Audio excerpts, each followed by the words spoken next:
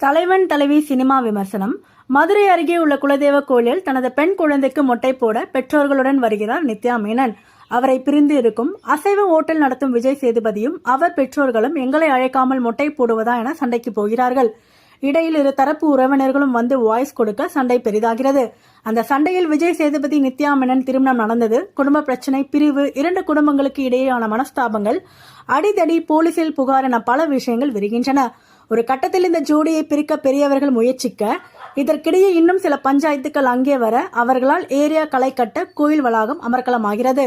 கடைசியில் கருப்பு கோயிலில் என்ன நடந்தது, விஜய் சேதுபதி நித்யா மேனன் சேர்ந்தார்களா பிரிந்தார்களா என்பதை மனத்துடன் பாண்டிராஜ் அவர்கள் காட்டியிருக்கும் படம் தலைவன் தலைவி.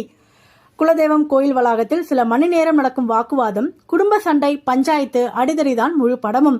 அதை கிளைக்கதைகளாக பிளாஷ்பேக்குடன் புதுவித திரைக்கதைகளுடன் விரிவாக படத்தில் சொல்லியிருக்கிறார் இயக்குனர். முழு படத்தை பில்லர் மாதிரி தாங்கி நிற்பது ஆகாச வீரனாக வரும் விஜய் சேதுபதியும் பேரரசியாக வரும் நித்யா மேனனும் தான்.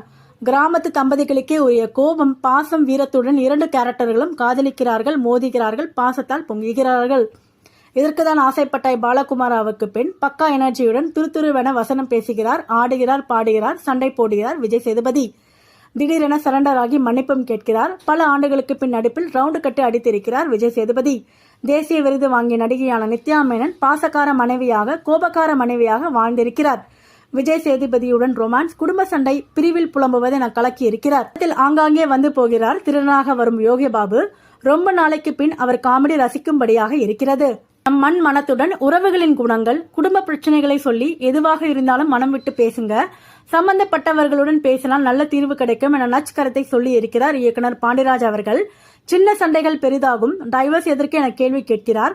கண்டிப்பாக இந்த படம் பார்க்கும்போது நம் குடும்பத்தில், நம் பக்கத்து வீட்டில் நடந்த பாச கதைகள், மனஸ்தாபம், சண்டை சச்சரவு, சில கேரக்டர்கள் நினைவில் வந்து போகும். நம் தொடர்பு எல்லைக்கு அப்பால் இருக்கும் சொந்தங்களுக்கு போன் போட்டு மனம் விட்டு பேசிடணும், பிரச்சனையை முடிச்சிடணும் என்ற எண்ணம் வந்துவிடும். அதுதான் ஒரு படைப்பின் வெற்றி.